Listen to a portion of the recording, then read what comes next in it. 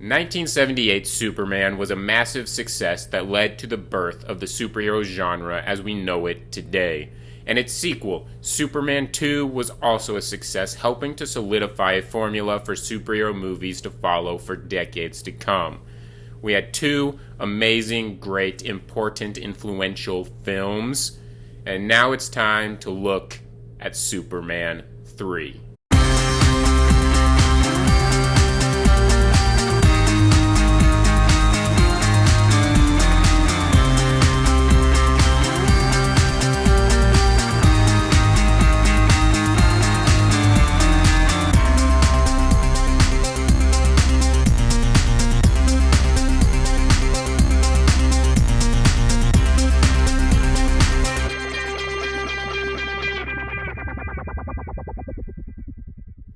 Welcome to the Summer of Superman, and hopefully you can join me on this journey through Superman's theatrical roller coaster ride. I've previously discussed the serials, the moment, the blockbuster, and multiple cuts of Superman 2, and today is the day that we get to dive into the shit of the Superman franchise, because today we look at Superman 3.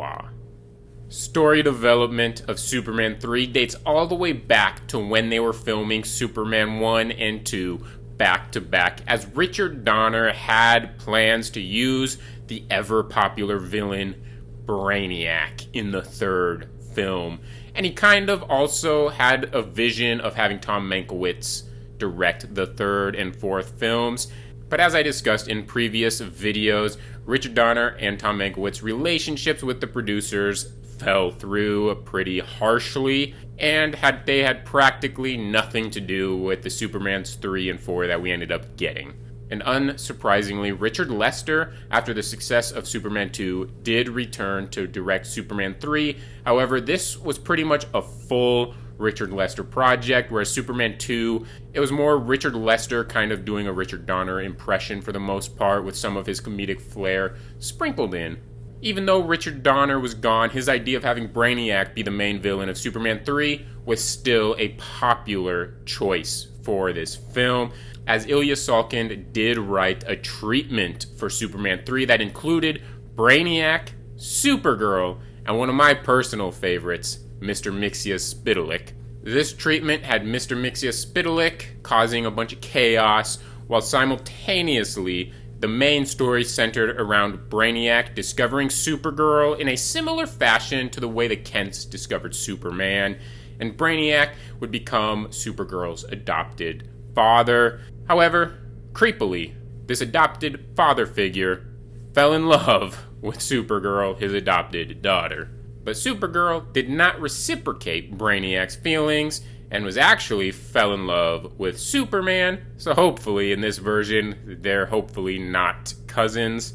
And so Brainiac, out of retaliation, then corrupts Superman with a personality machine, creating an evil Superman, and apparently the final battle was gonna be Superman, Supergirl, Jimmy Olsen, Lana Lang, and Brainiac, all getting time-traveled back to the Middle Ages for some reason. And I wonder, out of curiosity, how many Earth rotations that would take, considering the time travel this universe seems to use. And because there's an evil Superman involved, the original title was planned to be Superman vs. Superman. And lastly, on the treatment script, the original plan was apparently to have Superman and Supergirl get married, either at the end of Superman 3 or the beginning of Superman 4. Thankfully, however, this treatment was rejected because it was too complex, which is a nice way to put it. And the main reason being the fact that it would be way too expensive for them to film, which does lead into another production note here, because even with the success of the first two Superman films, the Salkinds production company still didn't have the same budget as other major Hollywood producers. And given how expensive Superman films are to film, they were really considering selling the rights to Superman to Dino De Laurentiis, the popular producer behind 1976's King Kong and the 1980 Flash Gordon film. Ultimately, though, they did not sell the rights just yet. They still had the rights for Superman 3. And now time for one of my favorite fun facts about Superman 3. During the final battle sequence of Superman 3, the villains are, while shooting missiles at Superman, they are seen playing a video game as a way to aim missiles at the flying Superman. And well, this little video game that you see in the final battle sequence, it only takes up like a minute of the film.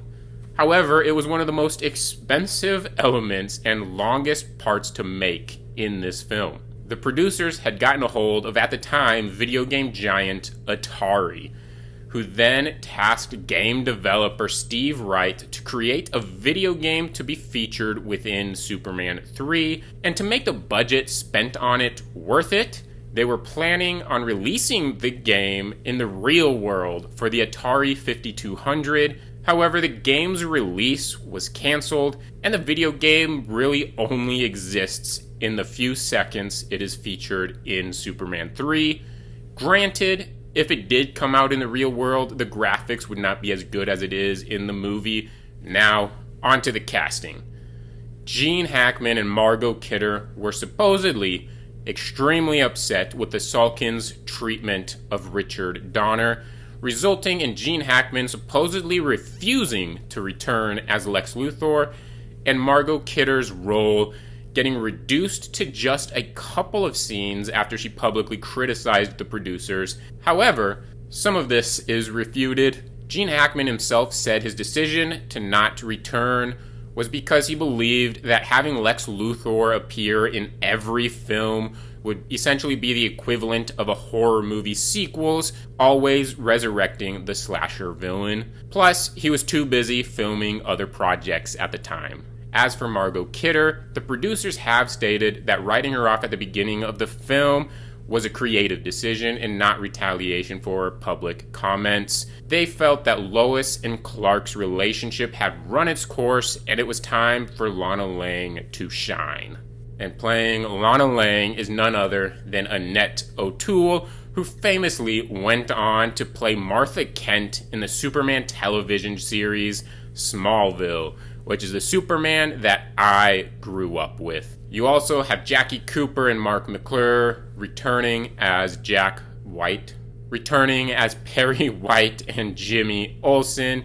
You have Robert Vaughn as Ross Webster, aka Timu Lex Luthor. You have Annie Ross as Vera Webster, which is Ross Webster's evil sister. You have Pamela Stevenson as Lorelei Ambrosia, aka Timu Tessmacher. You have Christopher Reeve obviously returning as Clark Kent and Superman. However, Superman cannot possibly be the main character in Superman 3. No, it would be stupid to make the title character the main character and the selling point of the movie. That's just stupid.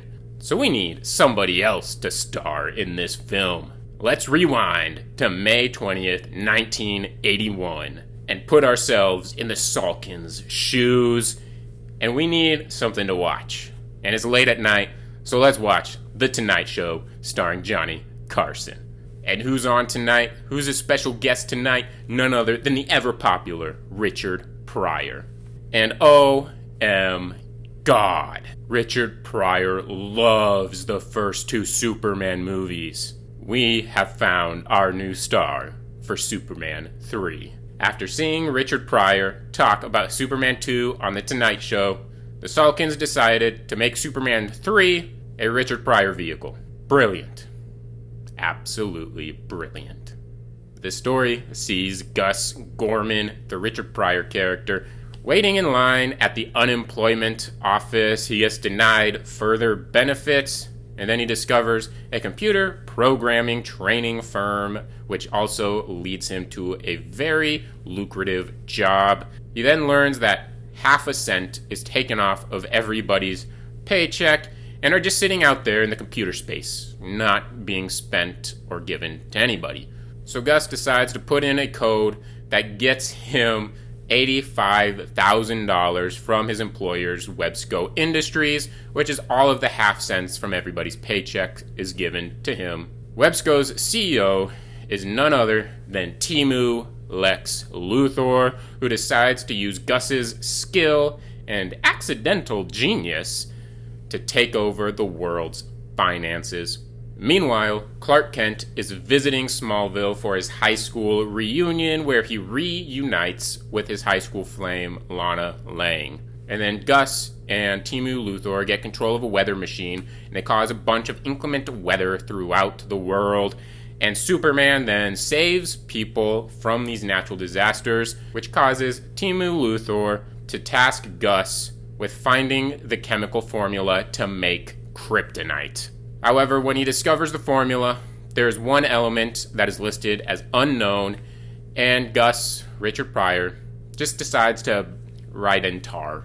It's not the actual ingredient, but it'll make his boss happy. So when they bring this synthetic kryptonite-like rock to Superman, it doesn't hurt him at all, at least physically. But it does have a bad mental effect. It does affect him in a psychological way. Superman then kind of just gets angry and depressed. He fixes the Leaning Tower of Pisa so it's not leaning anymore. And eventually, he becomes an alcoholic drunk that then fights himself in a junkyard. Which this is an idea taken from the treatment script, actually, where it was originally intended to have Brainiac create an evil Superman and to have the title be Superman versus Superman. So they did take some elements from the treatment. And leading to the climax, Timu Luthor and Gus have built a supercomputer, which eventually becomes a self-aware AI, aka Timu Brainiac. And Gus eventually realizes his mistakes and helps Superman defeat the supercomputer and his boss. Through all of this, you have very lighthearted Richard Pryor comedy interspliced with some very dark themes of depression, with scenes of an alcoholic Superman, and so it gives this movie an unbalanced tone. Now, a lot of this does come down to Richard Lester, in my opinion, because in the previous movie, even though I do prefer the theatrical cut over the Richard Donner cut, that theatrical cut is a lot of Richard Donner-inspired Superman. Yeah, you get some little slapstick physical comedy in there, a little bit with the Richard Lester side of things, but overall, it's not a full Richard Lester. There's a lot of Richards in this franchise. It's not necessarily a full Richard Lester project, whereas this is a full Richard Lester film. And Richard Lester's strengths as a director is physical comedy and slapstick gags, and you are thrown right into that with the opening title sequence. It's just a Three Stooges-esque opening title sequence that personally I don't think belongs in a Superman movie. As a 1980s comedy starring Richard Pryor, it is a pretty decent enough film. However, as a Superman movie, it's kind of insulting. It should be no surprise that I'm giving Superman 3 a thumbs down, but I'm not only going to give it a thumbs down, because for the first time on this channel, I am awarding a movie with the Golden Shite Award. I will admit that is a little harsh for this movie, because if you view it outside of the context of it being a Superman movie, it is technically somewhat of a decent Richard Pryor vehicle. However, personally, I am not a fan of Richard Pryor comedies. I have nothing against them. I have nothing against Richard Pryor himself. He's a funny guy as a stand-up comedian. I've just never really been a big fan of his movies. So the only reason I have to come and watch this movie is for Superman. And another reason I really don't like this movie is it's a movie that screams, "We want your money." It's a popular IP with a popular comedian, so it doesn't matter whether those two things mesh well together. People, in theory, will buy tickets to go see it.